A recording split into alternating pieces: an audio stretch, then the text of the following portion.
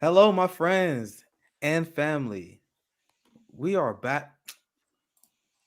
We are back again. Oh no, that's Twitter. All right, that's Twitter that messing up. Hello, my We are friends back again. We are and live. family. I was about to be mad. 'Cause I thought we almost had another tech issue, but there's some. I think we got it fixed now. We are back. I scheduled a call in today, but everyone was having a problem with the app today. At least in our circle. I don't know what that is, Zoya. I don't know who we pissed off. Every time we do a stream together, every time we plan something, there's always some issue. But I decided to do a live today because I had some stuff I wanted to talk about. I was gonna bring up some of these things during our defund the police discussion. So I guess we're just gonna have another great conversation about the police day. I wanted and I see someone say Colin working well now, of course. Of course. One of these days I'm gonna have suitable opposition because I remember someone was like, yeah, I would love to see you debate all these people. I'm like, none of these people want to debate me. Like none of these people. Voss tried a long time ago, didn't go well for him. He helped. I got like a ton of subs and followers after he quote unquote platformed me, and they like never do that again. Never do that again. So call in was like my last opportunity. At least get people to call in. So I want you guys to see how to handle right wing talking points. That's the only reason I want to do it. I don't think debating is really that useful. I just wanted to see you guys see how you handle capitalist bootlicking arguments, especially regarding defunding police, because that is what we was about to do our call in on the first place. I would love to hear the opposition of people who quote unquote believe in small government, but believe in this unbelievably overreaching nanny state that tells people how they can family plan. Right. But anyway, we got Zoya's love, Zoya's life. How you doing, my friend? I'm awesome. We're setting all sort of records for getting glitches on platforms and being removed. Where we're too powerful. The second they hear we're doing a show, that's it. Colin was working fine for everybody. Nick and I go live, boom, it lap shuts down for I everyone. thought it was just me, but literally everyone, everyone that I invited was texting me like, "Yo, what is going on with this app?" Apparently, it's working now, but it's cool, man. We can do our thing on YouTube. That's was a whole new thing, right? So we also have my great friend. I'm gonna introduce him now. We got Carlos Gallego. God damn it, Gallego. Gallego. I got Yeah. close. I practiced it a ton. All right. I Let still me mess give it you a trick. The way they used to harass me in my high school baseball team. My coach, who was from Iowa, loved my name because he used to just go Lego my ego Gallego, and people would just love that waffle joke. If you grew up with that Oh my waffle joke, god. Oh my god. That must have been rough. I grew up well, I grew up hearing like nonstop Nickelodeon jokes. And people like would think they and I know you laughing like what? Bro, I swear to God, like especially when I was a kid, people would come up to me like Nick, Nickelodeon, ha. And I'm like, yeah, bro, I heard this like 1,000 times, bro. This shit's not funny. that's not Like, even that's not even to help pronunciation. That's just yeah, trolling you, man. just to annoy the shit out of me. That's what This, Basically, this that's all it started is. his socialist MMA arc. yeah, You said what's that's on right. it? That started your socialist MMA arc. Yeah. Oh yeah. I'll knock you out. Say it Try again. making try making fun of me now with that handle. So go for it. All right. Everyone at school already knew not to mess with me and my brother because my dad was very smart because I'm a martial artist. I grew up a martial artist. Been boxing as far as I remember. Like I always knew how to throw a jab 1-2. Right? It's like something that like like when you're adult, you like I always remember knowing how to walk. Like you don't remember not knowing how to walk. That's how I am with fighting. Like I always knew how to fight. And then my dad was very smart because we had this big community center, this big rec center where everyone play basketball, everyone would lift weights. There's all these recreational activities for the community, right? Particularly basketball. Like we was a big basketball community, so everyone in the high school will go to the View. We will go to the community center after school to hang out, play basketball, lift weights if you're into that. I was. So there's this big court where everyone can see. So our dad used to take us there, and we would do Boston mitt work in front of so everyone in the school knew that I could box because they would see me, my brother, and my dad. We'd be doing boxing drills, sway, 1-2, sway, 1-2-3, sway, and then they'd be like, "Holy shit!" So no one fuck with me. I had maybe one fight in high school, and it wasn't even a fight. I remember me and my friend Reggie got into a fight in the middle of a class. And he was a friend. And one of the things we fought, and then we immediately apologized to each other afterwards because I'm a defender of my friends. I remember he was making fun of one of my friends. I'm like, bro, shut the fuck up. Because everyone knew I could fight. So I'm like, bro, you better check yourself. He had an ego, and then we got into it. Wasn't really a fight. We threw like maybe 2 punches, then got broken up. But other than that, no fights. I like to think because I'm a cool guy, but also because they saw them hands. Yeah. They saw them hands. So anyway, let's get started on some topics of conversation. So we originally was going to do a debate / discussion on defund the police, and we can still talk about that as well today. We can still talk about that as well today because we cover the police state and the expansion of the police state, which I believe is probably one of the biggest domestic stories that we're dealing with right now. Even when you have this insane, toxic, divisive politics that we have right now, there's always one thing that you can be sure of that the Democratic Party is going to support, that the Republican Party is going to support, that both parties are going to support, despite the rhetoric that comes often from the Republican Party, where they pretend that the Democratic Party is supportive of defund the police, which is actually a great strategy on behalf, but it's not rooted in any facts, any argument. It's not rooted in anything, right, other than an attack. Now, the Democratic Party is complicit with the Republican Party in keeping the Overton window to the right. So they are more than happy to keep this up, right? They are more than happy to put up this, to have this charade, despite the fact they have multiple mayors that defund the police. Now, they know after seeing a large segment of people who supported Black Lives Matter vote for Joe Biden, which I warned them about. People thought it was crazy. But I'm like, if you guys actually care about ending police violence, pledging your vote to Jim Crow Joe, the man who wrote the crime bill, is probably the dumbest thing you can possibly do. Probably the dumbest thing you can possibly do. So now that the Democratic Party knows that they have the vote of the activist class, or at least they think they do, right? What their goal now is to win over the white bourgeoisie class. Because now, despite the attacks on women's reproductive health, they say Republicans are the enemy of women. You guys know, they say Trump is a crazy misogynist, which I think he is. The Republican Party is anti-women. You guys know, despite all that, Trump won the white woman vote 2 times. Google it. You know, more white women voted for Donald Trump than Hillary Clinton.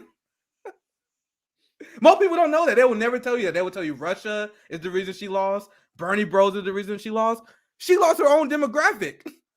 That was supposed to be the demographic she was stronger with, because we all know white women benefit from white supremacy as well. Now I'm going off on a little tangent, but now the Democrats, they want to win that voter block. They want to win the suburban night voting block. And I'm going to get Zoya and Carlos here very soon. I'm going to share. This is the story I was prefacing. So while we have the Republicans, they going on in, like, Biden said something recently. You guys know, I can tell you why what he says is full of shit, but I don't disagree with it. When Biden said the MAGA movement is one of the most extreme political factions, when you look at their assault on the First Amendment, the Second Amendment, the Fourth Amendment, they are banning authors who write about race. But they consider themselves the free speech activists. They believe in free speech, but they banning Black authors for writing about critical race theory, where there have been stories that showed that a lot of people who have been banned, they're not even writing scholarly books about race. There was one person who wrote a book about being a Black child in America, and it wasn't even like focused on race that much. It was just a Black child in America, and they banned him. I covered that story. So while the Republicans is doing all this crazy, insane shit, going after our trans brothers and sisters, like gay brothers and sisters, they are literally trying to strip Roe v. Wade, which is unpopular even among their base. 70% of Americans don't support undoing Roe v. Wade. So this is an extremist faction. But what is coming from the Democratic Party, though? This is what they do. You already kind of spoiled it here with my tweet. Look at this. We should not defund. Democrats press Pelosi for vote on police funding. Not on codifying Roe v. Wade. not on any of the campaign promises that Biden had. But they don't want to force a vote on health care. They don't want to force a vote on minimum wage. They want to force a vote on police funding. Despite the fact that the NYPD police budget is larger than the Ukrainian military budget, 3 times higher than the DPRK budget. Why? And my question, why is our ruling class? Well, I know the answer. It's a more rhetorical question. Why is our ruling class waging a war on their own people? On their own people. We spend a military budget equivalent. They're using tear gas, which is a war crime, on their own people, assaulting Roe v. Wade activists with extreme hostility. I'm gonna show you guys the video I found on Twitter. The activists, right? So the way we have to define it as the left is the police state is waging war on the workers. I'm gonna get to that here very soon. Carlos, I'm gonna get you in here, and then Zoya, you can chime in as well. I know I've been running for a while. Any thoughts on what I said? Anything you want to add to the conversation, Carlos?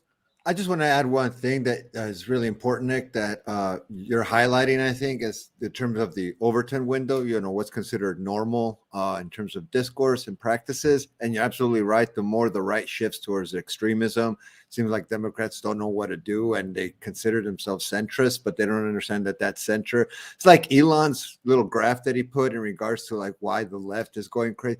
That's the same kind of thinking that the entire political apparatus engages in order to convince Americans that we're still a moderate nation with very stable democratic principles, which is, if you live it, you know that it's a bunch of bullshit. But what I found interesting is that during Biden's State of the Union address in January, one of the things that motivated and inspired one of those bullshit performative standing ovations is when he turned and said, we will not defund the police. We're going to fund the police more. We're going to get, and everyone just stood up on both sides of the aisle. And that shows you that there's strong bipartisanship when it comes to funding the police for many of the reasons that you're implying, which has a lot to do with how the state uses law enforcement to protect things. Well, just to call it out, to protect property at the end of the day, because that's what law enforcement exists to do. It exists to protect property, specifically on behalf of those that own property. And that has gone all the way back to the origins of why police were formed in the first place, right? Whether the property is land, a building, or a slave that has run away, right? You hire someone to go catch him.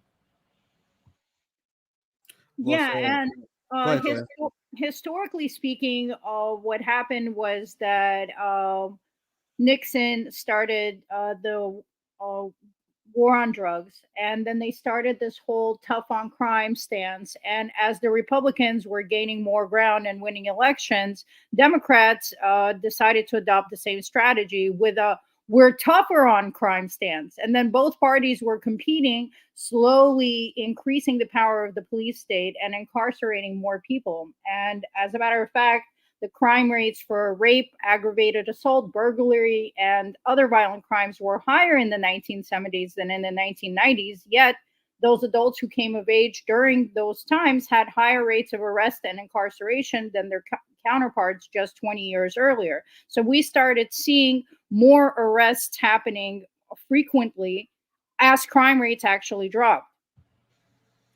And sorry, Zoe, I'm not sure if you finish making that point. One of the things that I saw firsthand in Arizona is the fact that now we have transformed.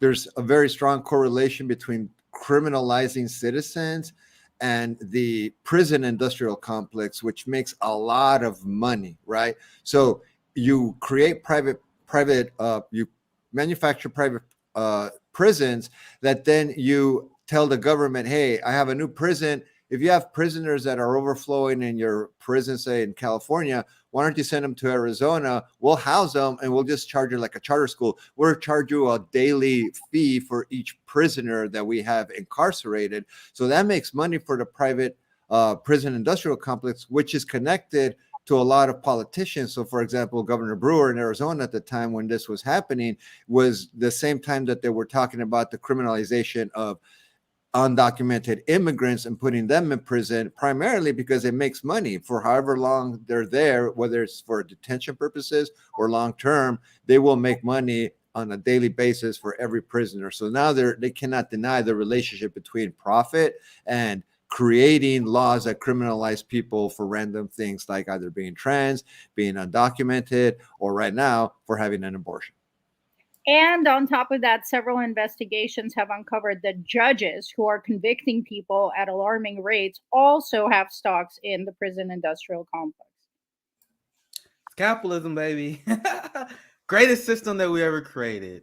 Now, let's dive into a little bit of the article so we can see how ridiculous this is, because I also want to explain the propaganda that they do all the time. And I have been tracking this ever since me and Zoya founded 10 Demands. How long was that? Was that 2 years ago now? Right? Yeah. 2 years ago. Shit. It's a long time ago. So I've been tracking this shit ever since then. Like, as a citizen journalist, I've been on top of this issue. And I am telling you, there's no issue, almost no issue, other than destroying big pharma, Medicare for all that kind of stuff, that scares the ruling class more, because they know the role of the United States police is to serve capital, to serve their privilege, and most importantly, keep the workers in line. So why do you see this giant push to increase the police budgets, even despite the fact that you got a lot of places that are legalizing marijuana, decriminalizing marijuana? Because the shift of the police force now is, instead of fighting the drug war, which they still do. I don't want to paint a misleading picture. They still fight the drug war, especially in my state when that shit not legal. But now they're focused on is worker control. Is to attack people who are upset with the system. I showed the clips of the LAPD police officers attacking abortion activists, right? Pro-choice activists. The same way they are attacking homeless people at camps. NYPD is stealing their equipment as well. So we know what their role is. So as society, as late-stage capitalism continue to crumble, as people's lives continue, the quality of life continue to drop, there will be social unrest. So the establishment is preparing for that social unrest. Are we clear? Now listen, we'll go through this article. I'm gonna show you guys the propaganda, how they're very, I wouldn't even call it slick because I see it, but they convince some people, right? So they said we should not defund. Democrats press Pelosi for a vote on police funding. So Democrats want to force a vote on expanding the police. Doesn't that sound familiar? It's almost as if forcing a vote and getting people on record is a good thing for your movement, right? It's like something you should be doing. Because our strategy was to force the vote on Medicare for all, go after everyone who don't vote for it. So you want to know the strategy of the Democrats and the centrist Democrats? Force a vote on police funding, so then they get rid of anyone who votes against it. Also to put themselves on record like, hey, I support police funding. Right? Feel free to interrupt me anytime. I'll just present the story here. Now, look at this. I'm going to keep highlighting this part. Look at the sub-headline here. So they want to boost police funding as crime surges ahead of midterms. And now, as we go through this article, I guarantee you one thing. I guarantee you one fucking thing. They are not going to prove this. There's going to be no statistics. There's going to be no numbers. There's going to be no facts. It just, crime is going crazy. Take my word for it. That's the same shit that's happening in Minneapolis with carjackings. All of a sudden, carjackings are going up. All these middle-class white people are complaining about it. It's only happening in certain parts of town. And people are speculating. It's like, we wouldn't doubt, and there's connections that have been made about like these carjackings may be staged for the purposes of amplifying people's fear so that they feel that they need the police to come and protect them, rather than what you're saying, proving the fact that these, not just a crime over here or a crime over there, people that talk about or report, but the fact that crime, if crime is surging, let's talk about why crime is surging rather than just what do we do to stop it? Because they're going to stop it from the top down, right? Just more police, rather than talking about poverty, talking about a living wage, talking about the pandemic and how that's displaced many people, all that kind of stuff that has to do with potentially crime surging is something that they don't want to talk about because that's a deep dive into criminology. The easy out is midterms are coming. We need to fund our police departments. I'm a Democrat that's for police because I will protect your home, your family, and your property, which is what this country stands for. So at the end of the day, if you're anti-police, you're unpatriotic in one way or another. That's exactly what they do. I need to find a story. I read a story a long time ago about how the cops. Actually, I think Jimmy Dore did a segment on this talking about the LA gangster cops. We talked about this a little bit. They did. I didn't read that much into the story. I know a little bit of it, but they were like planting drugs on people. Yeah. It's like, man, and when you have people whose livelihood is rooted on stopping crime, do you guys think they're going to be honest about these kind of things when it comes to justifying their budgets? They are salespeople. Every year, they need to justify to the public why they need to increase their budget more. And they know, and whistleblowers leak that they know that providing a higher quality of life for people, that decreases the crime rate. But if you do that, how are you going to justify police budgets? Yeah. How are you going to justify? And not only that, the point that we might want to talk about also is we're almost like on he's recommending or requesting, and this is going to pass because both parties are going to be in favor of it, especially with what's happening in Ukraine, the military budget, right? Like he's close to, like, I think he's at $800 billion request right now for a military budget, Biden.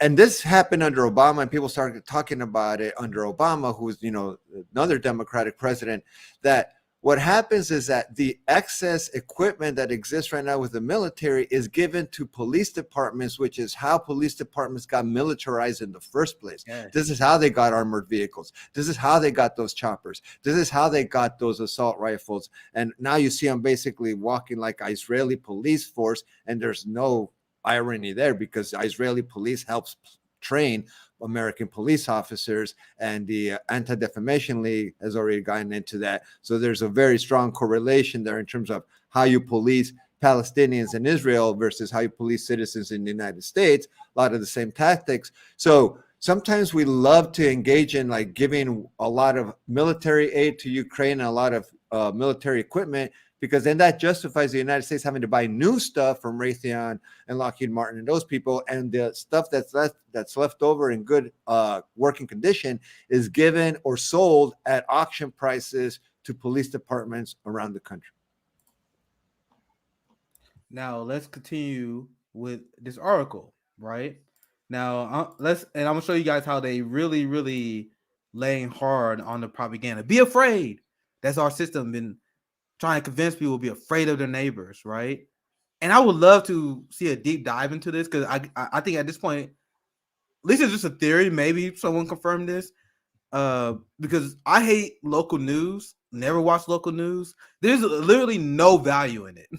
No value because it's, at least in my area, right? It's nothing but fear porn, right? I told you guys recently I've been watching corporate media, even though I haven't for years. The reason I have been doing that because as a citizen journalist, I want to be able to see the arguments that the people who disagree with me are making. Like me and Zoya, we've been debunking the whole Russia-Ukraine psyop that's going on, that's turning A1 crazy. And I am able to report on these things because I am watching CNN. I am listening to what they're saying on Fox and MSNBC regarding Russia-Ukraine, and it is batshit crazy. Batshit crazy. But there is at least value as a leftist in me seeing what they're saying. Right, so I know how to move in these spaces. Now I know how I can debunk that, so I can see what's coming. Right, there is no value whatsoever in watching local news because local news is just be afraid of your neighbor. This guy got killed. This guy got carjacked. This happened. This happened. This happened. There's no context. It's all about getting you to fear your neighbor. Now my theory is I don't got a lot of proof for this. They work in conjunction with the police. Because if you get people afraid, crime, feel free to interrupt me anytime. Because sometimes I don't even see you guys working on my monitor here. So sometimes you guys just interrupt me if you want to chime in. But my thing is, I've been very frustrated at some of my elders. I'm not gonna say like people in my family, like especially the older ones who watch a lot of corporate media. It's like this extreme, unnecessary fear of like the neighbors. Like I still remember being a kid, being fucking ride my bike everywhere. Now I got a niece. She's not allowed to go anywhere, right? Because the news got them programmed. They got them afraid. Is that part of propaganda to tune people to thinking everyone out to get them, and then it make it easier for them to justify their budget. I think that's a legit theory. Absolutely. We've saw it here firsthand in Minneapolis. The way that some of these local stations cover crime and especially police ride-alongs. Pay attention to when your local station does one of these cop ride-along stories, because usually something bad happened or is about to break. So it's always a kind of propaganda tactic that is often used, is to have someone go on a ride along so that police are shown as being neighborly, as being peacekeepers in that regard. And you can literally ride in the car with them and find out what they do firsthand, when at the end, when the reality is, and we saw this in LA as you were talking with the pro-life protest, they brought in the Department of Homeland Security. Yes. So, and this is something that's happening with Border Patrol and has been happening for a long time. Now you have cops that are literally working for the Department of Homeland Security and getting paid overtime through that stuff, because the federal government is literally recruiting local police departments to help them do things like immigration or border patrolling, or in certain cases like in LA, stop a so-called riot that really was nothing but a peaceful protest at the time. And they're the ones that accentuated, amplified it, and instigated what ended up happening, which is some of the violence that we saw on social media. But the fact is that nothing violent was happening until the cops showed up. So sometimes they instigate that violence to justify their very presence. It's like, I'm going to hit you. It's like the classic mob style, right? I'm going to come rob your store and then let you know that I can keep you from, you can keep me from robbing your store by paying me weekly money, muscle money, so that people like me don't come in here and rob your store. That's exactly what cops do when they arrive at some kind of public demonstration: initiate, instigate violence, and immediately justify your presence as a consequence of how people react to that violence. And I actually got started as a citizen journalist, reporting on the ground at the George Floyd protest in Kansas City. And I was reporting, and literally all the citizen journalists, whether they call themselves that or not, because they are, whether they know it or not, everyone who was at the protest, that in my circle that I saw, that was like, yo, the cops are the ones starting shit. And it was all over my timeline, because I'm in the activist community. So everyone that I know, my mutuals on Twitter, I was at the KC protest. I have friends in California, Zoya doing their thing. I got people protesting everywhere that I know. And they all saying the same fucking thing. I was reporting this. The cops were starting every single altercation during the George Floyd protest, and no one can convince me otherwise. All the people you see, like we actually caught someone who was a plant. Like what? Why am I blanking on the term for it? Infiltrator. There's another one too. Shit. It's fuck. I can't believe I'm blanking on this term. Agent provocateur. I knew it was like right on my tongue. Like, just give me a few moments. So there was like multiple people caught on Twitter being agent provocateurs. Like, they have video. There was this guy at a KC protest who was getting grilled, and we forced him to go, because we was like, bro, you acting like a cop, bro.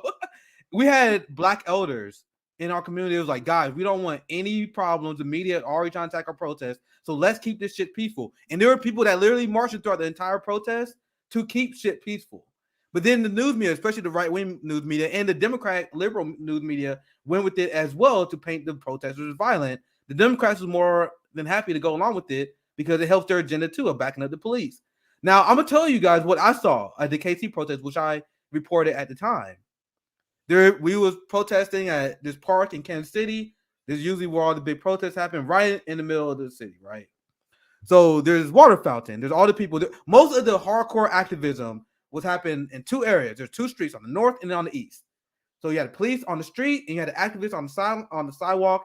And there was a lot of shit that was being talked to the police. We were chanting. And then amongst the park, we had a lot of spectators, right? There was a lot of people with family, because it's a park. And then it was really cool, because a lot of people were like, oh shit, what's going on here? Then I see some people join the protest. So because it was a public event.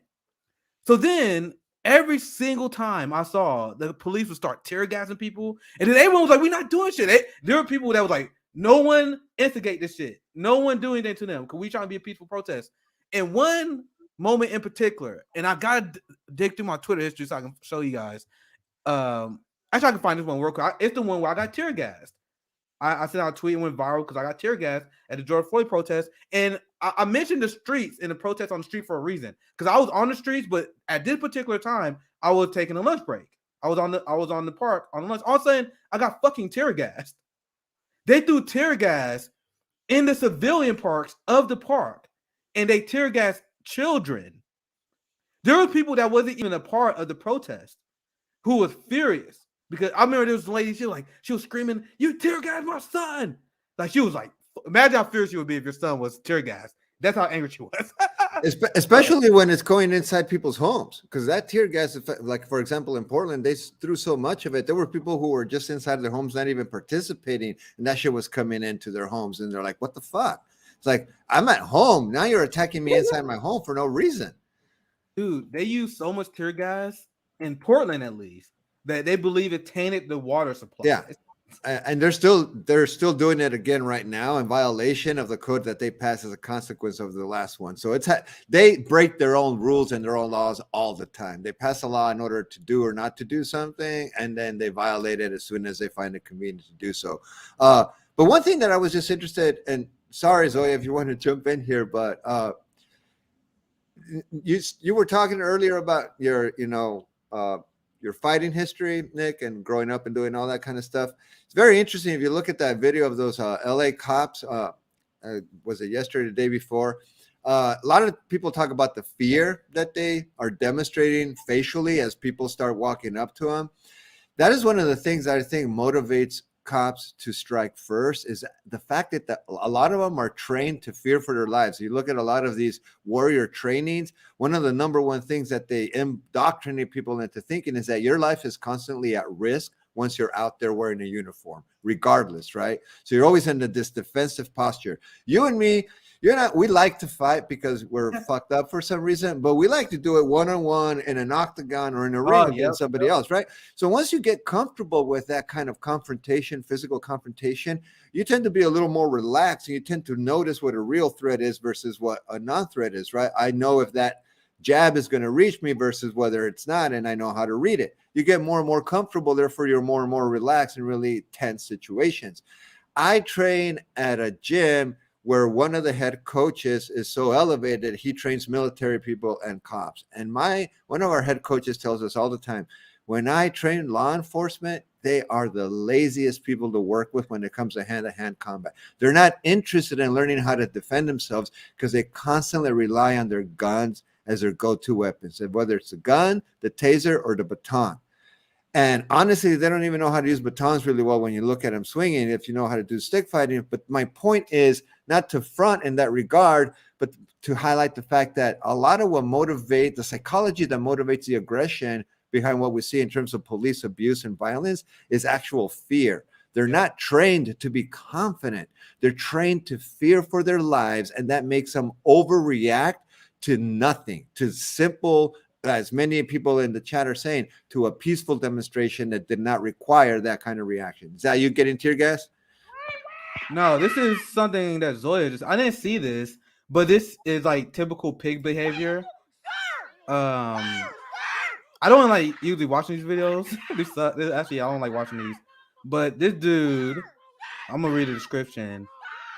He throw Mary Lee Robinson against a building, punches her in the face several times, and they began to push her on the ground. So you guys see it. I don't really want to like analyze the car. Don't like seeing state violence. It really.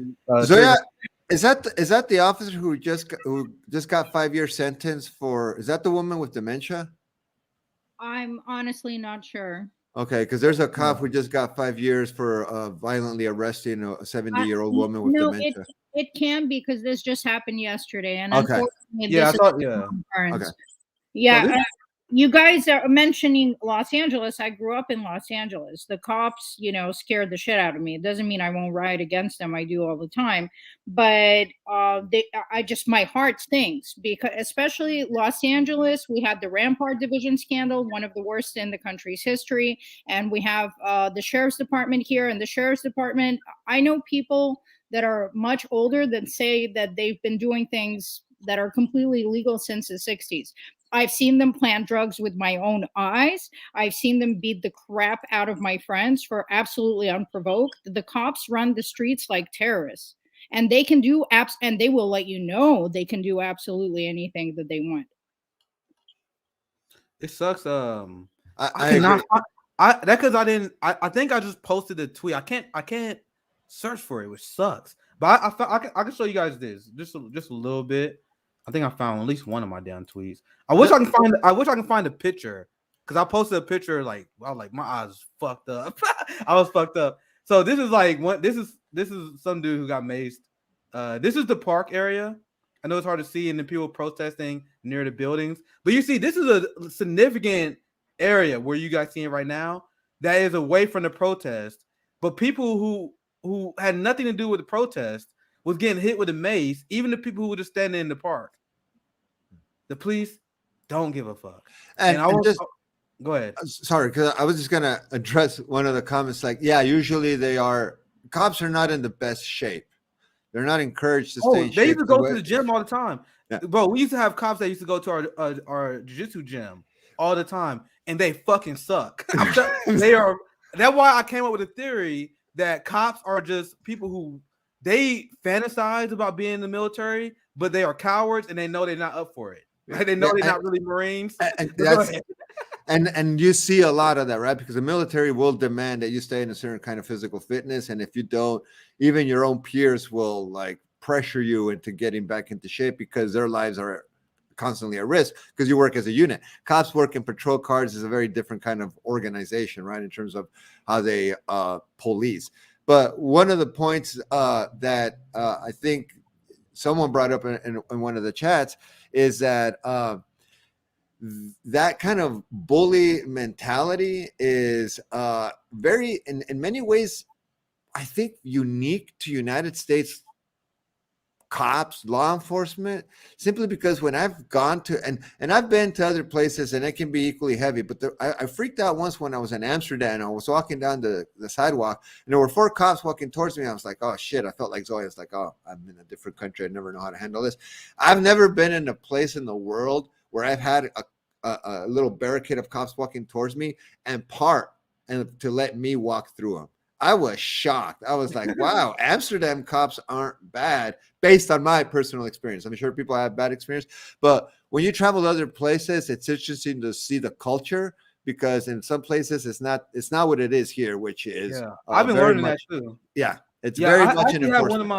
I'm sorry, Carlos, but I actually had one of my friends who was explaining to me, and he was like, I'm all for abolishing American police, but you gotta understand how the police work in a lot of socialist countries. The civilized society, as I like to steal from Noam Chomsky, how he called anyone who not the West civilized. Because look at their police, the way they do things is just inherently different. Because our police is here to serve the prison industrial complex, which is our prison industrial complex is the like that I don't know. I need to read more history, but unlike we ever seen in any empire, 1/4 of the world's prison population. Like China has 1 billion people, like I mean, like 3 times more than us, but they imprison less people than us. Now I know there's been more barbaric laws on the land, but name a bigger, more sophisticated prison complex than our empire? Like it's crazy to see, and that's why I think it's one of the number one things that we have to call out. But Carlos, Zoe, you want to chime in? And then I really do want to cover this another story before we wrap up. But go ahead. Yeah, I sent you another DM prior to that. Always with the receipts. This is from Alec, and Alec is great. You guys can all follow him on Twitter. Awkward did an interview with him. That's how I found him. So he exposes propaganda all the time, and the enormous millions of dollars of budgets that they have just for propaganda, just to spin narrative. Alec tweet. Yeah, it's right. That's a great account. That's a great account. Yeah, he's amazing. And in this tweet, he's talking about, I'll just read it while Nick gets it up. This is what it looks like when a politician lies, debasing himself over and over again to justify egregious taxpayer spending on secretive police units that are designed to manipulate the media. As I show below, crime is near historic lows in San Francisco. Embarrassing lack of integrity. And from everything I've researched and read, crime rates were actually decreasing as late as 2021. So as crime rates are decreasing, they're lying and doing all of this fear porn, as Nick said, to scare the masses. Then the masses are like, well, yeah, cops are bad, but what are we going to do without them? So that's why you get bipartisan support from the masses. It's purely fear-based, that if police are gone, they're somehow more in danger. But the statistics simply don't support that. If you ever want to decrease crime rate, what you do is fund social programs. The only reason that police are receiving funding is historically they've been weaponized against movements like ours.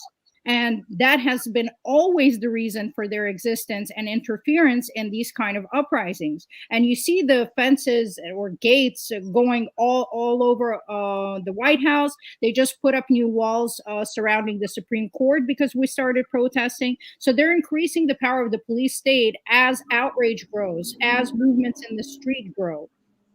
They're 100% kept in place just to keep our movements down. That's a great point, Zoya, because I think we do live in a police state that's moving more towards an authoritarian model of using the police to squash political unrest more so than the traditional tasks that they had, which was protecting property. Right now, property is being threatened by people who are frustrated and pissed off with the status quo, and they're tired of it. And as a consequence, they are going to double down on this notion of a police state that is getting very, very dystopian very, very quickly. Because when you have police just sweeping up homeless encampments, throwing away, I mean, there's a video of police, I think it's in LA, they're picking up people who don't want to leave their tents inside the tent. So there's human bodies now in the stuff that they're throwing into the back of these so-called or these garbage trucks and stuff. This is LA. Yeah. There's just more video that I dug up. I haven't seen it, but it's pretty easy to find this video, especially if you're on Lefty Twitter. Yeah. Twitter, they're everywhere, just showing how much this is happening. And they're always assaulting civilians that are unarmed. And actually, in the 1960s, especially people who served later in the war, coming back from Korean War, from Vietnam War, they wrote material for police departments, which we covered on one of our 10 Demands videos, these manuals on how to treat civilians as the enemy. And to treat the streets as like a military operation, and how to kettle them, how to divide them, how to, plant drugs on them, all of these things. There were literal manuals written on how to handle civilians in a militaristic way. So our military and our police are closely related in America. That's why it's the most violent on earth. And because it's treated as a business, as you guys mentioned, that's why we have a quarter of the world's prison population, even though we have a 5% of the world's population. And just to build off of that point, Zoya, that Nick touched upon earlier, I hear what you're saying, Nick, in terms of like the I forgot what term you used, but basically some of the more disciplinary practices that take place in other countries that are not necessarily associated with the prison industrial complex, but say, for example, in China, that they have other forms of disciplining. Let's not forget that we hide that part of our system by putting people in prison, and we don't see the human rights violations around things like solitary confinement. We don't see basically the manufactured forms of torture that take place in prisons that are allowed to happen by prison guards and wardens as a way of maintaining control within the prison. And we don't see a lot of the psychological trauma. And what we definitely don't see is the amount of cheap labor that we get out of these prisoners who are making garments, who are making products for private companies that outsource them. So at the end of the day, some of the more horrific things that we associate with other countries and claim to be authoritarian are happening in this country. We're just really good at hiding it behind walls. And another question I'll throw to you and Nick, I brought this up in Spaces earlier, and I'm not taking any stance on this, to be clear, but I just want to interject this into our consciousness. Why is it that veterans, who, by the way, 20 of them commit suicide per day, why do we treat veterans as heroes? Innately, we meet them, we say thank you for your service, and then we vilify the military industrial complex. We're able to separate that. But with police, we don't do that. With police, we vilify the institution and the people serving in police. I'm not saying not to do that, to be clear.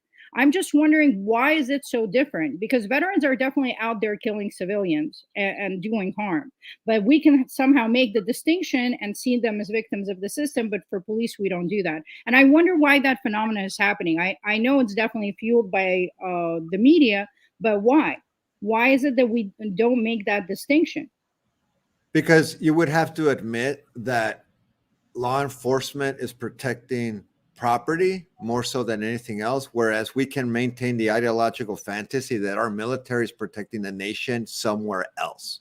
So it's easier to thank someone for something you don't see happening every day. It's a lot more difficult to thank a cop that you see all the time talking to his fellow cop near the target, just hanging out, charging overtime for guarding the entrance. Or you see him at the local pizza parlor talking to women, trying to pick up a date, and not doing anything in terms of protecting the service. I've never seen, and I've asked my students this, I asked my friends, have you ever seen any cop ever actually stop a crime, interrupt a crime as it's happening? Ever in your life have you seen that? Because I've seen firefighters do that. I've seen EMTs. I've seen a lot of first responders. I've never seen a cop stop a crime while it's happening. Carlos, what do you mean? I've seen all of these TV shows where cops totally stop crime all the time. Law and Order, you see it from beginning to end, right? Yeah, I saw Jackie Chan, man. He was kung fuing all the bad guys. He caught them. people legitimately believe that shit. Now, to address your inquiry, I'll just say that because I'm not even sure to even answer your question, because I'm gonna say it like this, because I explained why I say ACAB, all cops are bastards, but I don't necessarily say all veterans are bastards, right? And that actually is to the right of a lot of people I know that's in lefties. I know a lot of lefties that are like, yeah, fuck anyone who served in the military. Now I actually see them as I see some of them as victims too. Ex-Marine, so don't forget. Ex-Marine Reserve. But I resigned. I quit. I quit after tailhook, after sexual harassment, and it exploded. I said, I'm done with this because it's bullshit. They're full of shit. They're full of shit. Afeni, who's a powerful ally of this network and an amazing ally in the streets, she's a veteran also. And the ruling class recently, I think we covered this. We cover a lot of stories. I think we covered a story where capitalists admitted that they can't cancel student loan debt, because they cancel student loan debt and they make college free, they will lose their soldiers. And left flank veterans and a few other lefty veterans I follow, they've been highlighting how much military recruiters like, and not like a small lie, not like a white lie. They will straight up lie about their duties, what they would be doing, the benefits they would receive afterwards. Like, it will take me forever to find them, but there have been entire video compilations on Twitter all about how much people hate their military recruiter because the military recruiter lies to them. Now, there are a lot of people who sign up for the military as a way to get out of poverty. And now, as socialists, we all acknowledge how this is fucked up. But if you live in a capitalist society, you gotta do what you gotta do. In my opinion, you shouldn't be a society where you have to join the military to gain economic freedom. Now, you quoted Colin Powell on that once, didn't you, Nick? Police or armed forces?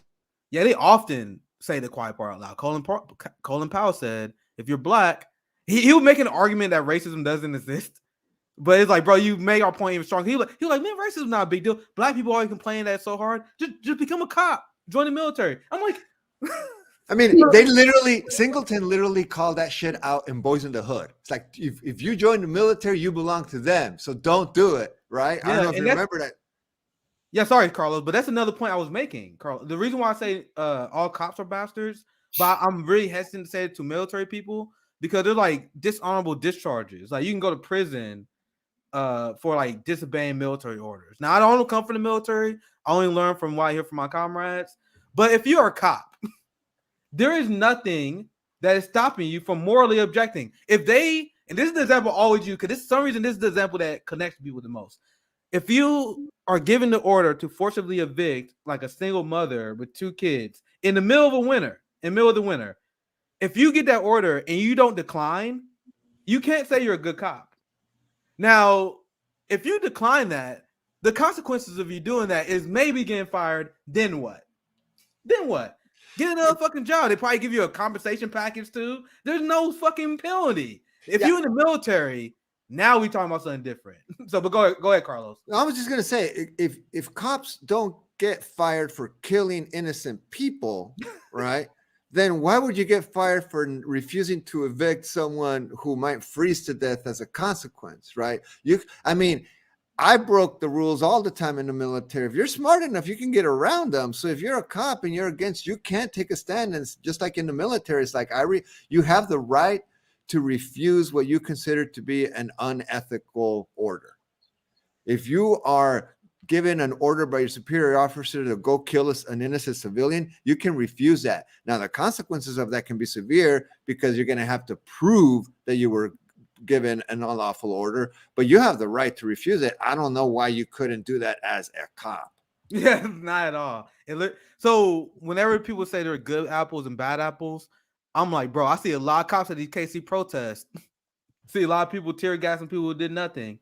Like and at a KC protest, if you're one of the cops, and especially when they tear gas kids at that park, bruh, they was about to beat our ass because we was pissed.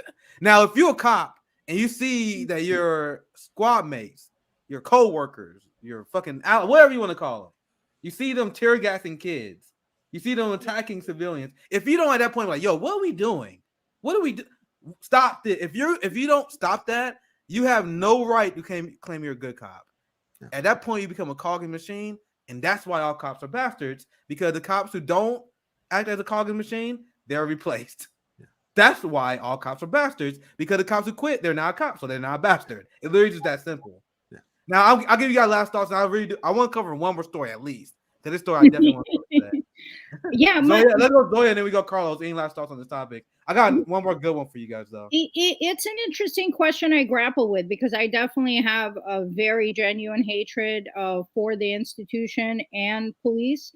But I also find myself having more grace for veterans. And I posed it because I do like to be consistent, and I had to pose the question to myself, why? And I think it's an important question for us to dissect, because in countries where we see the population making social progress, we see police often join the protests and support these worker movements. We saw it in France, we saw it in India. We see this as a global phenomenon because cops do identify themselves as the working class. And here we just don't have that solidarity. And as I think things are going to become more difficult in this country with food shortages and prices rising and just everything, I think we're headed for some tough times. And I think it will lead to more action in the street. How do we break through to these cops to actually understand that they're also part of the working class and they're also getting screwed in all of this? I don't think it's possible we'll reach all of them, but I think we should always try. And I think it's important to build solidarity in worker movements. So I'm not sure what the answer is, but I'm just sort of throwing the question out there so we can start pondering it. And I don't know what the answer is either, Zoe. I think it's an important question because I witnessed that firsthand in Barcelona when the CNT took to the streets and they were protesting some law that had just been passed. I saw cops on the side of the street just standing relaxed looking at the protest. So I decided to walk up to the cops and ask them what exactly the protest was about. Not only did they explain it to me, they told me we are literally prohibited by law in participating in this. Otherwise, we'd be joining them right now.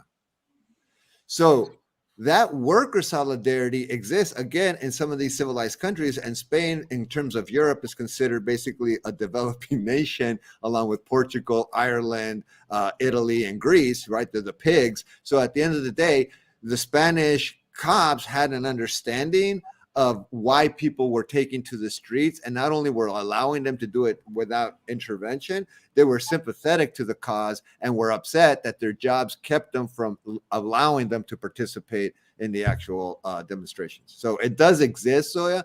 I don't know how we would do it here because the brainwashing is so deep that I think that police are trained to think of citizens as always potentially a life-threatening enemy. Yeah. Well said. Now, I want to take this time to pivot to another story. I think this is another one I want to talk about today. I'm interested in having you guys' thoughts. So we're going to talk about Amazon, and we're going to talk about Biden and Chris Smalls. So Chris Smalls has been killing the game.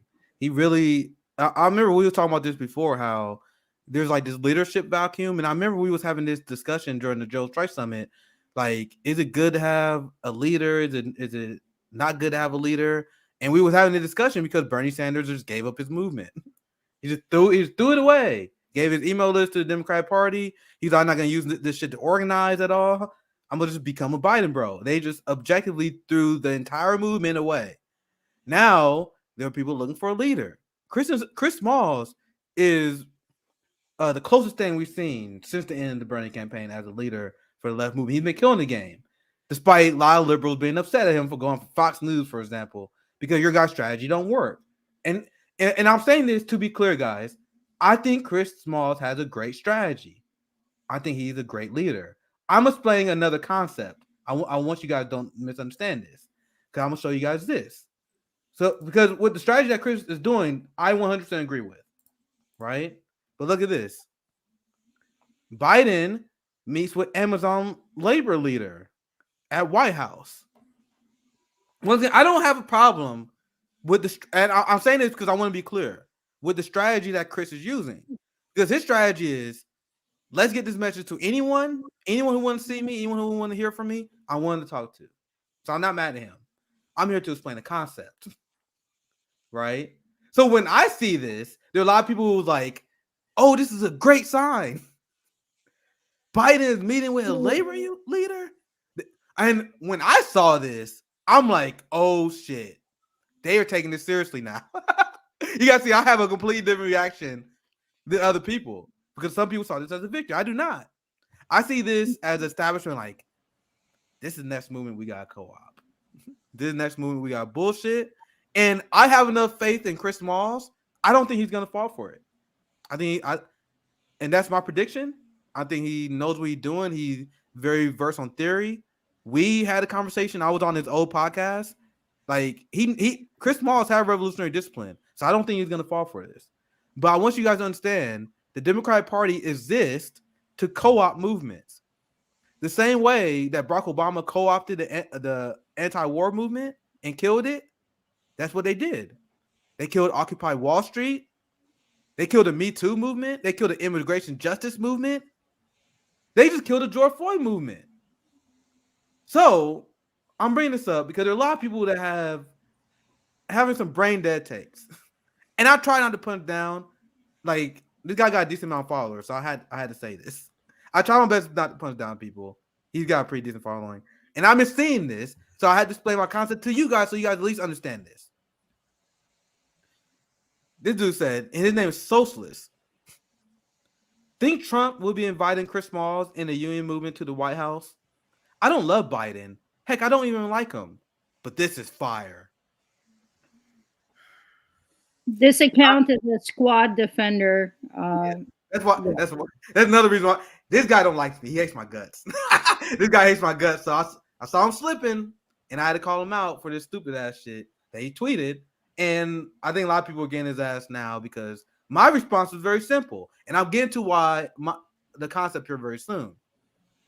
I respond very simply, which is something that happened recently. Ratio the shit out of him immediately. Joe Biden invited George Floyd family to the White House. We literally just covered this.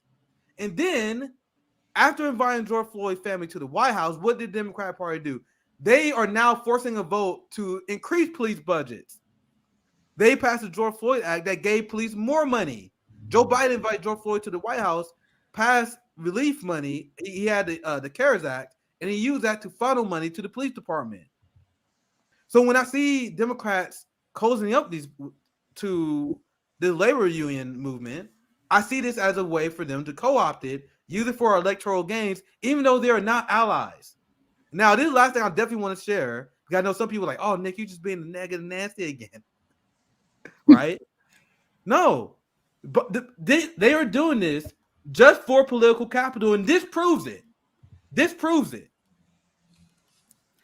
So on the campaign trail, Joe Biden was pretending to be pro-union. Like a lot of things he was pretending. And anyone who had any sort of historical analysis, know who this guy is, know how politics works, knew he was full of shit on literally every single promise. People thought I was a conspiracy theorist saying, bro, he lying about everything. That's how Trump derangement syndrome destroyed the minds of people, right? So I remember on the campaign trail, Joe Biden imitating Bernie Sanders, because Bernie Sanders said the same thing as well, which was good. The federal government should give no contracts to anyone who is caught being a union buster. Now, there are a lot of people ask, what can Democrats do? I should have made this shorter, but they always say, what should Democrats do? There's nothing they can do. No, bullshit. There's a lot of pro-worker shit that a president can do that can massively change this country. It's just the Democrats are anti-worker. They are anti-worker. Another thing they're going to do that's slightly off topic, Biden illegally cut unemployment benefits during COVID-19. Now, what is the consequences of that?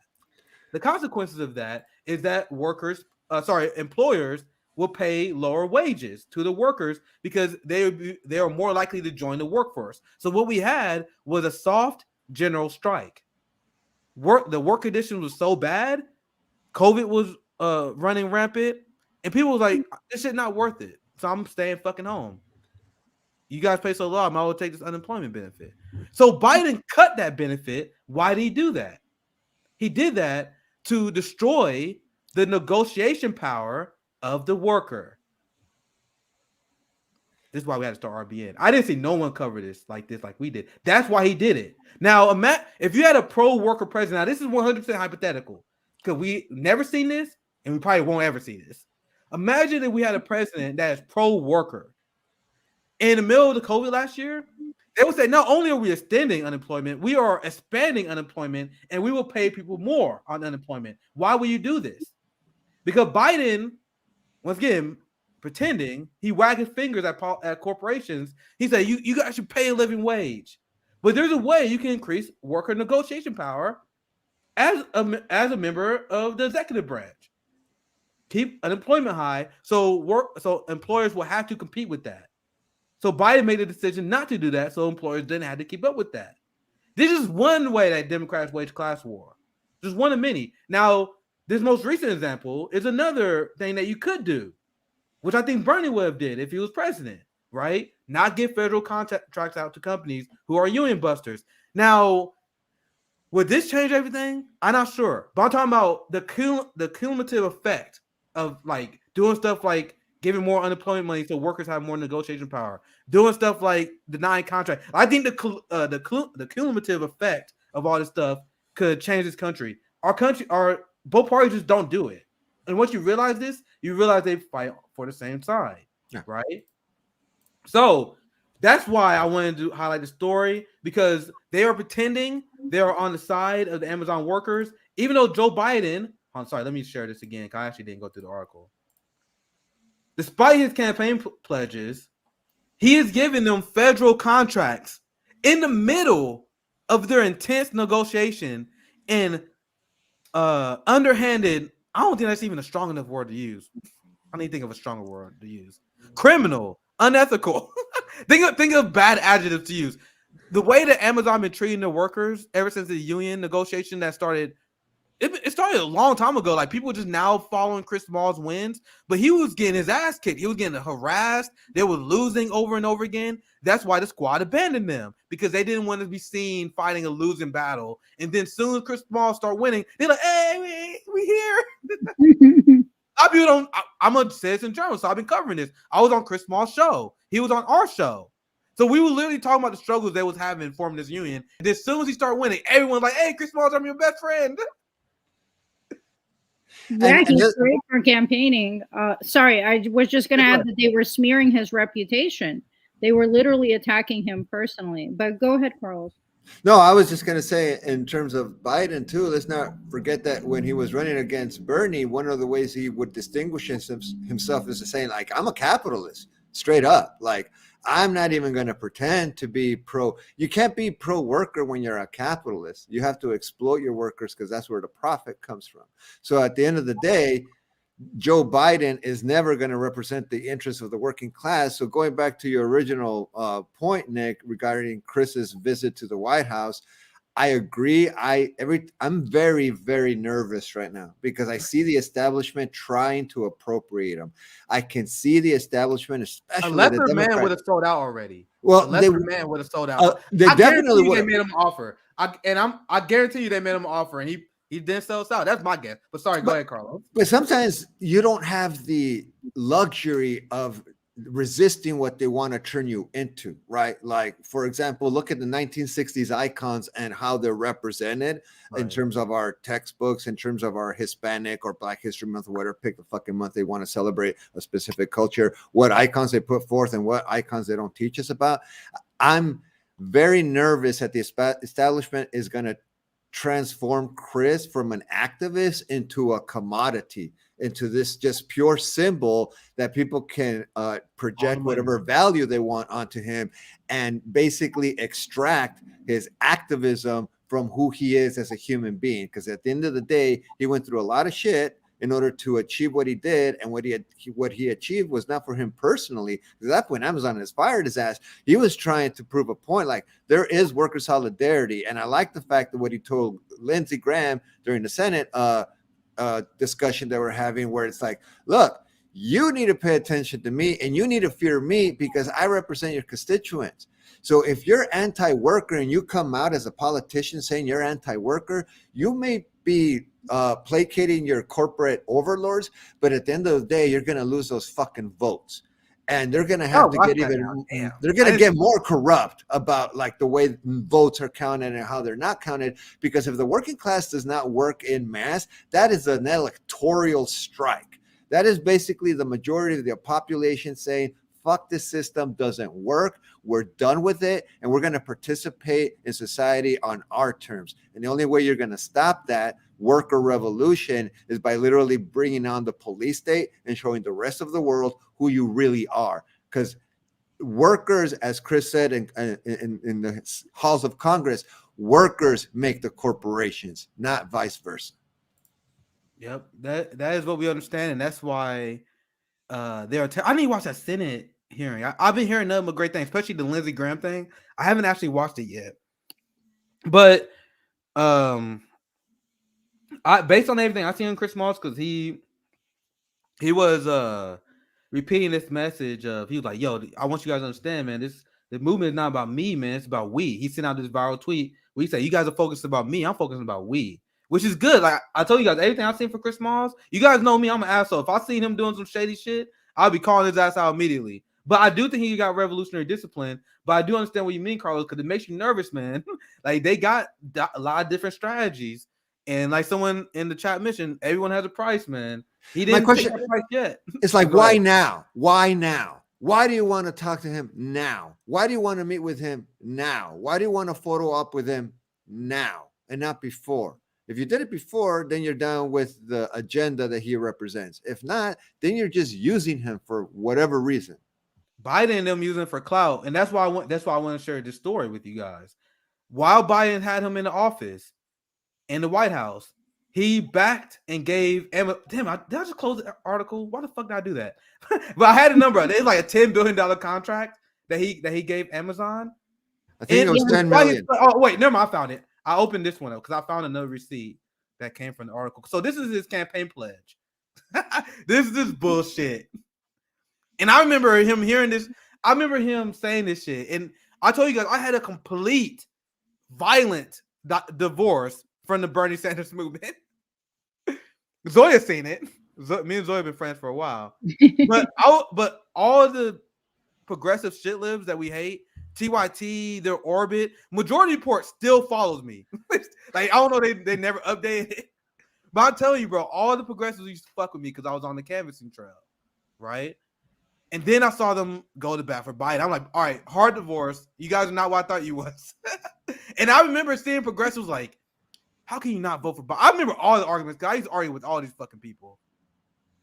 Yeah, I know Biden is bad, but you really gonna get, he had a good union. What about his plans to strengthen unions? Yeah. We never heard of, you heard Bernie used to say this shit all the time. We never had a presidential candidate that is more pro-union than Biden. I swear to God, they used to say this shit. It used to drive me fucking crazy. Because this is what he put on his website. And this is the same guy who literally May Day turned it into Loyalty Day as in order to pledge allegiance on that day of all the working holidays that people have created for themselves. May Day, they try to appropriate. Can you it, explain now it's that? Loyalty Can you Day. explain that, Carlos, just a little bit? Because I actually plan on doing a segment on that, but it just didn't work out that way.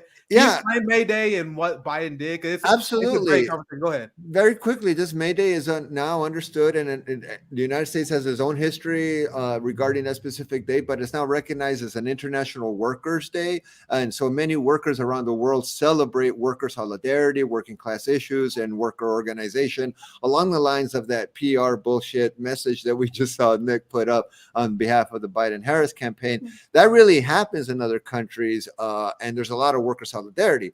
As a consequence, we remind ourselves as workers on May Day what the history was of gaining worker solidarity is and what the future should be in terms of what we need as workers. So it's a day for workers to come together as workers and celebrate our achievements and organize and talk about what we still need to do to achieve what we need in the future. Biden sent out an official White House memorandum declaring May Day, May 1st, as Loyalty Day in the United States. So May 1st in the United States will no longer be understood as May Day according to the government, which it never was recognized, but now it will be officially recognized as Loyalty Day. And I shit you not, one of the main things that Americans are supposed to do on Loyalty Day is recite the Pledge of Allegiance. So fucking cringe. It's so cringe, man. And I know Zoya probably has a lot to say about this because this whole thing, Loyalty Day, was a product of the Cold War and fighting against communism. That's what it was. Because they was building worker solidarity and they want to destroy that by any means necessary. Great account. We shout him out all the time, holding Biden accountable. And he says, it's pretty pathetic to see Biden continue Loyalty Day, the Red Scare era nationalist counter to a holiday that dares uplift workers. And they created Loyalty Day as a direct counter to the Cold War enemies. May Day is a giant thing in places in the USSR. It was in Cuba. This is a picture. I think it's 2015 because this is the picture that always circulates. I would love to see pictures of Cuba this year. I saw a ton of them all over Twitter that happened this year, and they are packed, bro. Like this May Day is a serious holiday for our international socialist brothers and sisters, and the United States knew that. And in their war against fighting against any other any other opposing political faction. That's not a good way to describe it. In order to no, but it is, Nick. It is because workers are their own enemy political faction in this country. We have a corporate state, so you're not wrong, and your unconscious came out in that moment. You're right, dude. We are an enemy political faction as a unit, as a demographic. I'm gonna read the statement. I would love to hear Zoya's opinion as well. This is what Biden released on May Day. He said, and this shows what Carlos was saying, the cringiness of this holiday. I, Joseph R. Biden Jr., President of the United States, do hereby proclaim May 1st, 2020 as Loyalty Day. Don't have worker solidarity, loyalty to the United States empire. And he said, this Loyalty Day, I call upon the people of the United States to join in this national observance, display the American flag, and pledge allegiance to our republic for which it stands.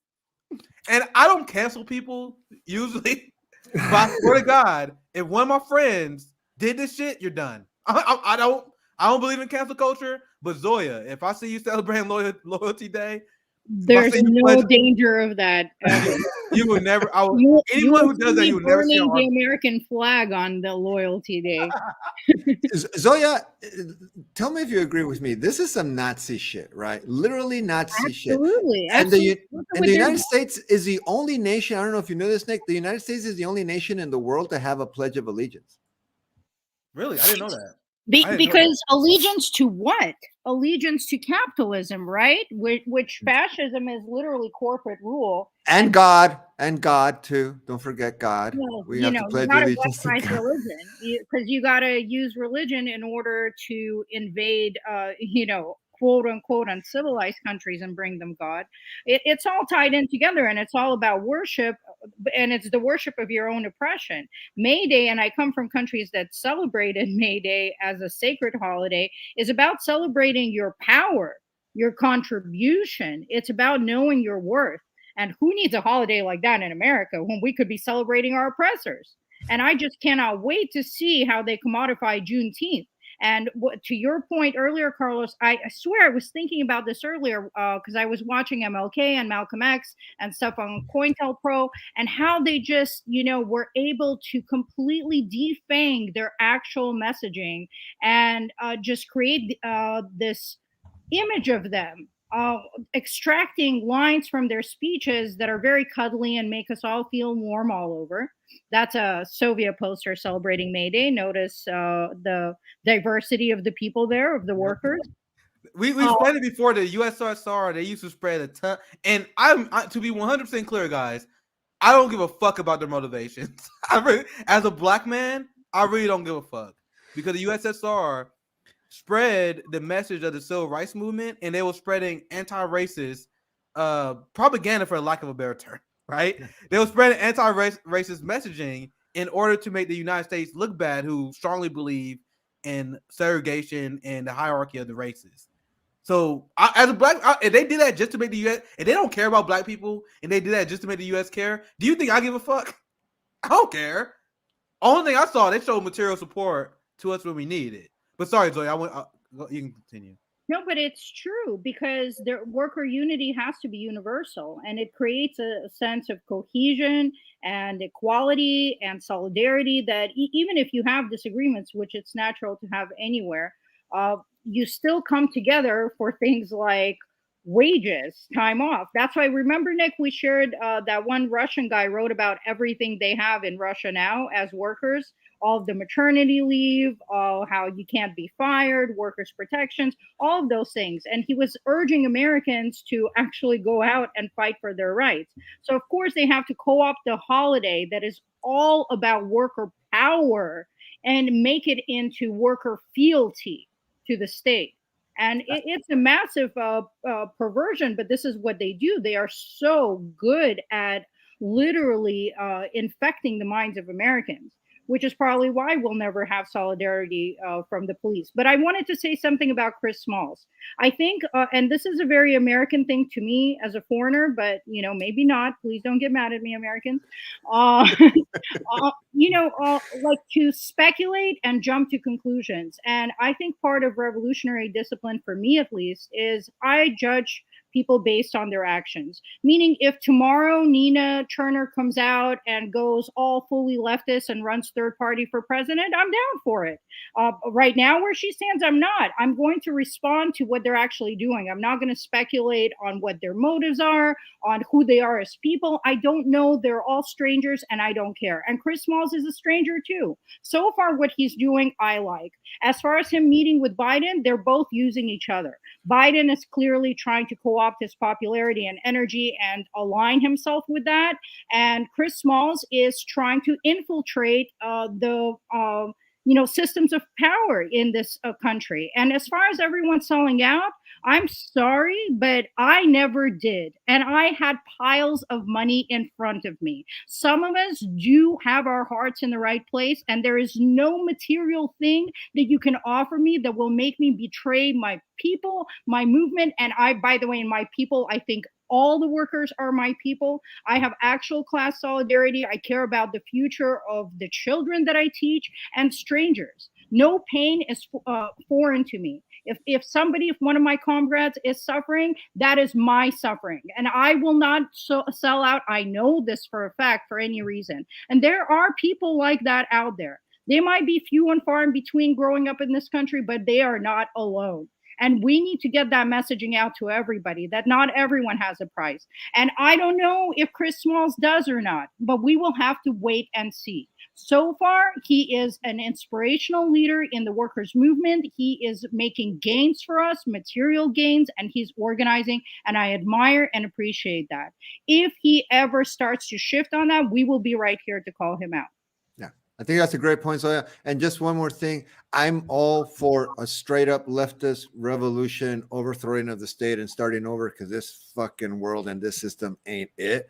But what I see Chris doing is taking the necessary steps to get us back to that table because we've been excluded from that table for a long time. And getting to that table is going to be the first step before we just throw the fucking thing over.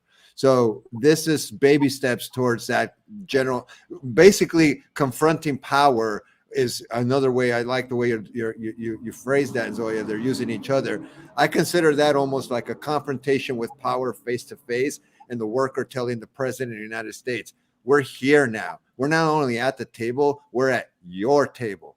And we're going to sit on it, and we might even take a big shit on it, but you're going to have to deal with us at some point or another. Well said. Now, I actually have two very quick stories, and they more fun. Well, our last conversation was pretty fun. Our last few these conversations been fun, but these like rapid fire stories. Then we wrap up around at like 90 minutes because I honestly don't think these segments gonna be long. This next segment is literally just us having fun and roasting Jim Crow Joe for being Jim Crow Joe. Joe Biden. This man cannot help himself. He can't help himself. Jim Crow Joe. I'm gonna let the video speak for itself. He is reminiscing about the good times of him being friends with segregationists. Like I said, this is more of a fun segment, not be too long. Look, check this out. Check this out. Here it is. Even back in the old days when we had real segregationists like Eastland and Thurman and all those guys. But at least we ended up eating lunch together. Even back in the old days. Let's play it one more time. Days when we had real segregationists like Eastland and Thurman and all those guys. But at least we ended up eating lunch together. Bro, if I'm on Biden's team, don't ever bring a Thurman. Ever. But go ahead, Carlos. So we know his cognitive capacity slips, right? His and Nancy's, and it seems like Kamala also. It seems to be going around the White House. So the point being is that that's a great example of a Freudian slip. So some people may have heard that comment, Freudian slip. Just a quick example. It's a Freudian slip example is when you call someone else.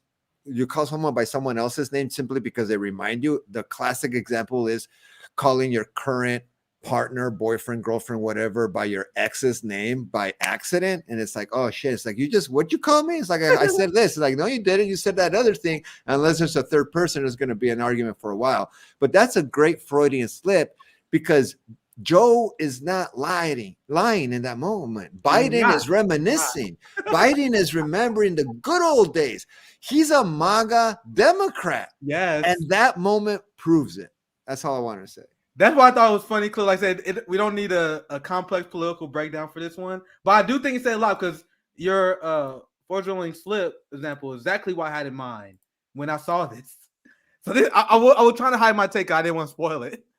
But this is what my response to this was. Because to me, it seemed like this is Joe Biden, Jim Crow Joe, being nostalgic about the good old days. Oh, yeah, man, we have – back in the day, you could be friends with a KKK member. They can be segregationists. Oh, man, Thurman was cool, man. We used to have dinner together.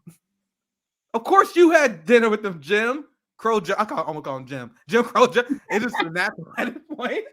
It's even more segregationist than that because he's saying we used to be able to eat together, right? So back in the segregationist days, we at least sat at the same table because we're all white, even if we disagreed politically. So that was a way of unifying the nation in their fucking minds, even though it's segregationist. Dude, I swear to God, if I'm on Biden's team, I am drilling to his head every day. Never mention this guy. Delete him from your memory. Should be the last fucking person you want to remind people of your association with, right? But Nick, that's the whole point. What can you actually drill into this man's mind at this point? What can you drill in there? There's just holes everywhere. Whatever you drill is gonna come out. It's like Swiss cheese. Yeah, the establishment is just trolling us at this point. They're watching this psyop. As long as we invent a villain, Trump bad, How far can we push the population to vote for somebody that has just, corn soup up in their brain and that's going to serve the establishment? But meanwhile, which party is the pro worker party? I don't think it's Republicans. I don't think it's Democrats. And I see the working class getting screwed. That's all I care about. Let's see if I Biden can. is bad. Biden, Trump is bad. They're all bad. None of them care about us. None of them are going to serve us. They serve their corporate masters. I wish I can find a bigger version, but to wrap up this story, let's show this classic quote I used to post all the time. Like, I used to post this image all the time, and I think this image got me blocked on Twitter more than any other image. During the election, I kept posting this shit like, y'all motherfuckers voting for this.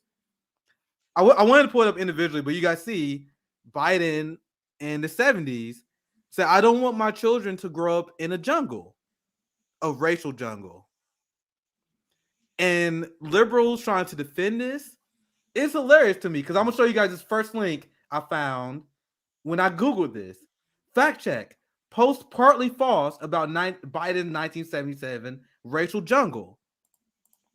And I covered this a long time when I was doing my Biden takedown. You saw all these fact checks that came out regarding this quote. And then all the fact checks was bullshit. Because they were like, technically he didn't mean that. It was like, apology. And they were like, well, technically, I don't know why you guys posting this. He just said this in a one-off interview. Of course he's for segregation. You guys trying to say he's not for segregation? I'm sorry, for desegregation? He's for desegregation. And what they always leave out is the fact that he said this quote while he was joining hands with segregationists fighting against segregation. So there's no way you can say context. And I swear to God, I've seen liberals say that. Oh, it was just out of context comment. He said that comment as he was joining hand with Thurman and the segregationists. So any last thoughts? And then I will move on to my last fun story. You're just making me remember how Kamala was like, I was that little girl. I mean, they're all puppets. Honestly, politics in America, it's theater. It's theater to distract us from what's actually happening. Corporations run this whole thing. There are 6 news organizations peddling propaganda that focus your attention on where it shouldn't be, and then they just buy off everything else. Lobbyists write all the laws. Look it up. It is public information. These politicians aren't even reading the legislation they're signing. So yes, Biden's bad and Trump is bad and they're all horrible, but they're also not where the real power sits. And I got it. I'm going to keep saying it every time I'm on. Stop waiting for someone to come and save you. Whether it's Chris Smalls or your favorite politician or whoever it is, no one's coming to save you. You are going to have to get into the streets and give up some comforts and do the real work yourself, or accept things for what they are and be honest with yourself that it is your inaction. And I'm sorry, lots of love and solidarity to all of you, but it is your inaction that enables this system. We have power in numbers. We have got to get on the same page about the things that are most important to us and get out there and fight for them. Well said. Now, I have one more story which shows why we should get in the streets, right? Our social contract is non-existent. Our ruling class has been broken the social contract. Well, as a black man, that shit never existed. I can just speak for myself, right? It never existed in the first place. But think about what the social contract is. You provide security for your people in order for you to follow this strict guideline on how to behave in the society. For one, our state doesn't even do that. They don't even defend us. The Supreme Court, sorry, long day, has ruled that the police do not have any legal basis to defend you. So we spend more money than any other country on our police, but they don't even have to protect you. Our military does nothing to protect us. We host hostile wars. We don't provide food. We don't provide shelter. Our infrastructure is crumbling. That's another role of the state. Our infrastructure is fucking non-existent. A lot of people don't got clean drinking water. A lot of people don't have updated internet and basic infrastructure that you think every American should have. So our social contract is trash. Our government, this state, is just an arms dealer. You guys realize that, right? I heard someone say, I wish I give them credit. But they like, you guys realize the United States is just an arms dealer, right? They don't take care of the people. They don't provide health care. They don't provide housing. They don't even provide paid family leave. Every fucking country does that. So when you ask yourself, what the fuck does this country do? We sell arms to other people. That's literally what our country is. And that's really, go ahead, Carlos. No, I was just going to say that's a really great point in terms of social contract, because safety and security are the two things that social contract is supposed to provide in exchange for some of your freedoms and some of your liberties, right? You're not allowed to go murder people in exchange, because if you want to live in this community, we have these rules, and they're based around notions of safety and security. What has happened now, especially during neoliberalism, this speaks to Zoya's point about the emergence of the corporate police state in this country, is the fact that at the end of the day, we have conflated safety and security, which is why safety doesn't include things like universal health care, which is why safety will no longer include things like the option to have an abortion if it's medically necessary, or even if it's just a choice that you're making for your own life, which is why healthcare has nothing to do with safety in this country anymore. Safety is security, and security is safety. And that's why that's the only version of the social contract that we end up promoting in this country. It's the same old JFK thing. It's like, what can you give us? What can you do for your country, rather than asking the country to do something for you? We've been using that as a slogan for patriotism for way too long, and it's turned into this. And I can't emphasize enough how much our state has failed us, and we need worker solidarity. So I think that's a good preface for this video I'm about to show you. I'm going to show you what, if you've seen this video and capitalists saw this in Cuba or Venezuela and Russia, can you imagine? And I'm going to show you guys the video and why workers need to unite, and why this social contract that we have has completely failed. You can make the argument that it's always failed, especially people like me, but it's completely gone now. Look at how. Also, I got to adjust the audio. Actually, I don't think you guys really need audio for this. Now, as you watch this video, actually, I do think we need audio. Hold on, let me turn the audio on. I think the video speaks for itself, so I'm gonna just play the video and shut the fuck up.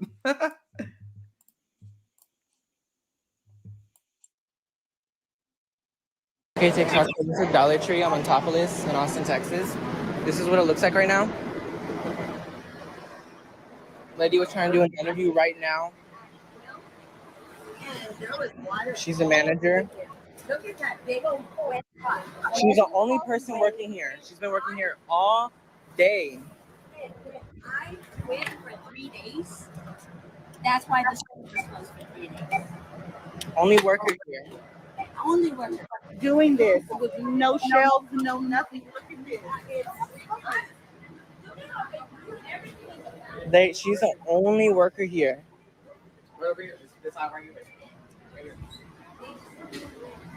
Look at this, guys. All of that. It's trash. She left them to stock this whole store by herself. She left them. No bathroom breaks. No breaks. She's like not even working right now, but she's been the only reason why they're open.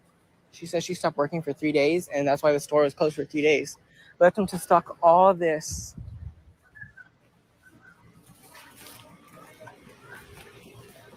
Everything, guys. These people don't even work here, and they're helping her. Look at this. Walls of boxes.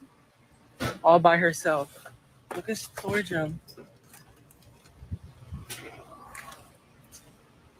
Filled with boxes. This is unacceptable.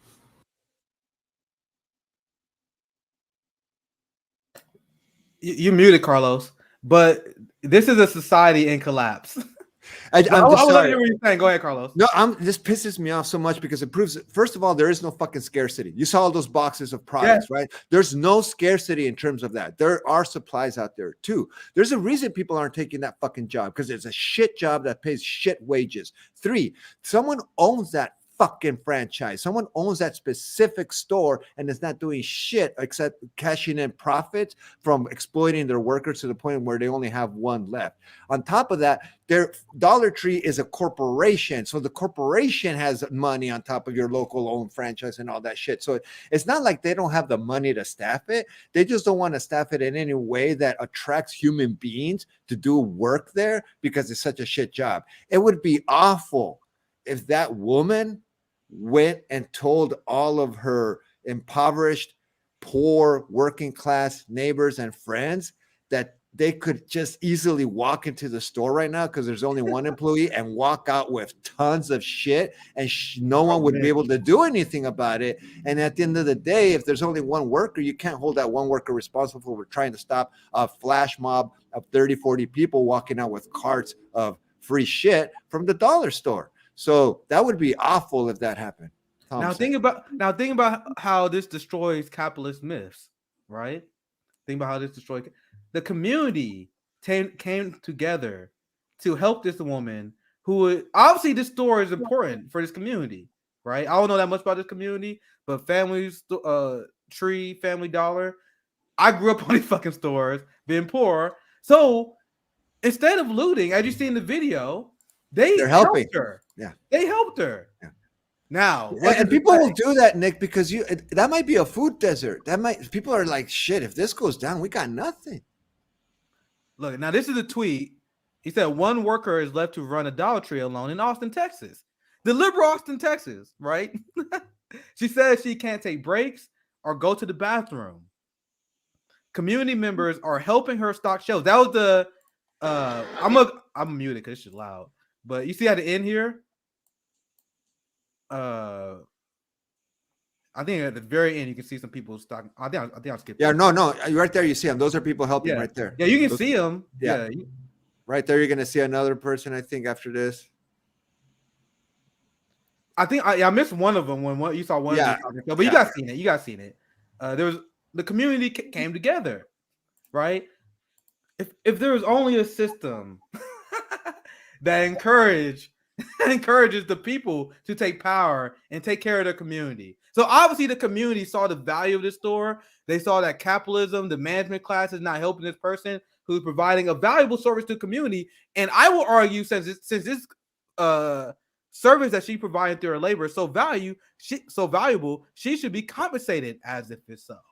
She should be living the high life, for lack of a better term, because her work is so valuable. But under capitalism, the value of your work means jack shit in terms of your compensation. It's all about stealing your labor value. Because if it did, people who look after children would be one of the highest paid workers in America. Because think about what's in a country with no paid family maternity leave. What's a more important job than a child sitter? Think about the people who are producing for your economy: lawyers, doctors, producers, factory workers. They got their kids and they care. So what's a more important job than being a child care provider? But we pay them like shit because in a capitalist system, your job is not your compensation is not dependent on your skill nor the value of your labor. Because we showed the video of the lady who was she was picking fruit and vegetables with the speed that no one could ever do. She was an extremely skilled worker. A lot of chefs that work at a lot of low wage fast food jobs. Great chefs do great jobs. So you don't need skill. You don't need your importance of your work. It's just all capitalists that are looting the treasury, and they're looting that community. Look, I'm gonna keep it short because I can analyze that video so many ways. The one more thing I'm gonna bring up. This is what you see in that story is very commonplace. That lady is working all day. The labor rights that you guys think we had, throw it out. They said the store will close for 3 days when she decided to take 3 days off. I don't have anything else to say. There's so many ways you can break this down. This is late stage capitalism in a nutshell. And this is not sustainable. They know it. I would love to see what's going to happen here soon. But this is why they also expanded the police state and the police budget. All this stuff is connected. Zoya, you want to add anything? And then we get back to Carlos. And then we will begin to wrap up. I mean, you just said everything I was going to. It's not even but really, I mean, this is sad. This should be a worker co-op. You know, we need to be taking over the means of production. Look at how organically the community comes together. I mean, they raise us on this survival of the fittest myth. Yes. And it is a myth. Our actual nature is to cooperate. And you do see that in the animal kingdom. So people coming together, it feels good, it feels right to be connected to your community, to be taking care of each other. But capitalism places no value on that. Capitalism actually rewards you taking advantage of people. uh, so it's a sick society to me, and unfortunately people have come to accept it as normal. But I'm really hoping, as things get more desperate, unfortunately they will and they have to, that people start to realize our power collectively. We really need to connect, and we really need to start doing things in our own communities. And I'm talking to the chat, I'm talking to all of you guys watching. Do more than watch, do more than agree with us, do more than like and subscribe, which you should do, and tell 3 friends about it. But also do stuff in your community, whether it's starting a community garden, whether it's just uniting in your building to fight for tenant rights. There are things you could be doing right now. You don't need to wait for anything else to be happening. It is on you. Nick cannot be everywhere. I cannot be everywhere. Ultimately, all of you will have to become community leaders. Carlos, any thoughts on any other thoughts you want to add before we get to Yeah. conclusions? Yeah, and those are some great points that Zoya brought up. And just to go back to the video, I think it does show the fragility of late state capitalism. And I think there's a reason why we're so war focused right now. Is one of the classic ways to distract people from a failing state. Absolutely. And so I think that what that proves are a lot of the things that Zoya just said. It highlights the fact that as human beings, we tend to help each other when we see each other in moments of crisis. That happens all the time. That happened in Katrina. It happens when the government fails, people come together. That is a given, historically documented, proven fact. We don't need the state to come together and survive. We can do it outside of the state. What I saw happening there is the indoctrinated notion of using human nature when it wants to do something ethical and good, like help that poor woman or help construct the store that you depend on for resources. Capitalism indoctrinates us. And so what I ended up watching is not only human beings helping another human being they see having a hard time. I also saw capitalism tricking normal citizens into capitalist mutual aid. You are helping the owner of that store make more money by stocking the shelves. So at the end of the day, you're helping that woman, but you're also helping the owner who's not doing shit to help that woman in terms of hiring more people or paying them a significant wage. That's such a great point. Their heart is in the right place because they want to help. They just need, and I do not say this with any malice or any disrespect. They just need revolutionary discipline.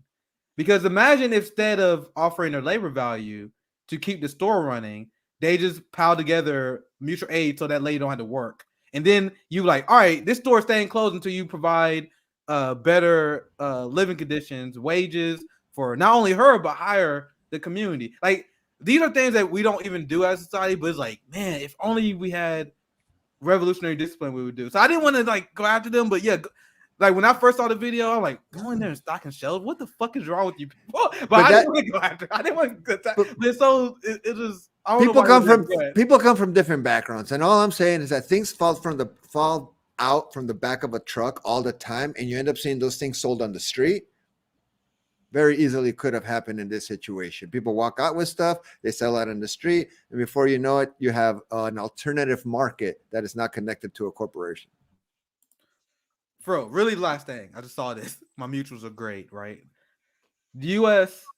is worst among developed nations for workers' benefits. But Joe Biden wants you to sing the Pledge of Allegiance. He wants you to sing Pledge of Allegiance. We're the worst among all developed nations for workers' benefits.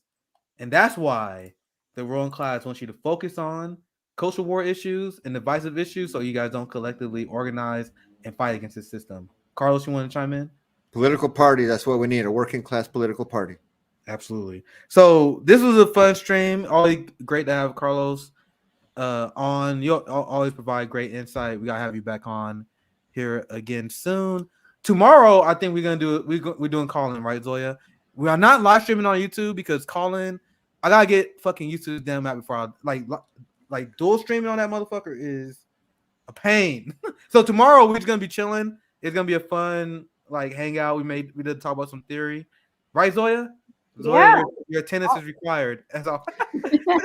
I'm psyched and I got the receipts. We're gonna do it. Bet. So Zoya keeps me sane.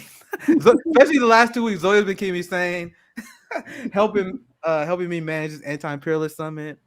We navigating the pains of being a boomer and trying to figure out calling. We're both very bad with this kind of stuff. I'm the last person that should be doing this shit without a producer, but I find a way. I find a fucking way. So thank you guys for watching. Actually, I do want to give Carlos. I'm gonna pull up the website too. Carlos, Oh, that's fine. anything you want to plug? Just much love to both of you. Great work that you are and RBN are doing. Nick, Zoya, as a honorary member of RBN, great job. I've seen you in a lot of these community I would do what virtual community gatherings and discussions. So I think this is really important. There's a reason why I started following RBN, and yeah, you get perspectives on here that you won't get in mainstream media. So it's very important for these platforms, these groups, and people like yourselves to get to amplify your perspectives, because they're very much needed. So I'm very personally grateful to you. Tell my students about this, and I try to promote the work you're doing as much as I can. Yeah, we appreciate you, Carlos. Zoya, any last thoughts? Any last things you want to say before we wrap up? Just thank you, Carlos. That was so nice. And you know, I think that we really, I asked for this on the third party summit. And what I would like to ask from all of you guys is revolutionary solidarity.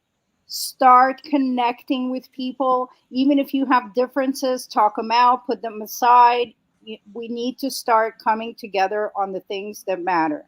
I'm not saying to ever compromise your morals or your principles, but within reason, you can find and build solidarity, and we can take this show from just a stream to actually something that shifts things in America. And that's why I support RBN. I really believe in what this network is doing that I don't see on any other network. And I would love for you guys to all really take it to heart. Tell 3 friends about this show, get them to subscribe. And if you have the means, please support them on Patreon, because it's really a labor of love. And I believe that all the members of RBN are authentic people and what this movement needs right now.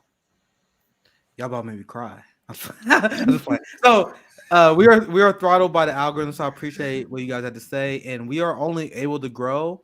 We hit 16,000 subscribers. So we are only able to grow because you guys share this stream. So we appreciate everyone in this community. I'll drop the link to our call-in. We'll be doing it'll be a fun Saturday call-in show. Me and Zoe always have fun back when we used to host Twitter spaces and that kind of stuff. So that's what we're gonna do tomorrow. You're free to join Carlos if you're available. Make sure you guys check us out. JB shows tomorrow. I'm not sure we have anything scheduled for tomorrow in terms of YouTube. But anyway, thank you guys for watching. Have a great day. Take care, guys.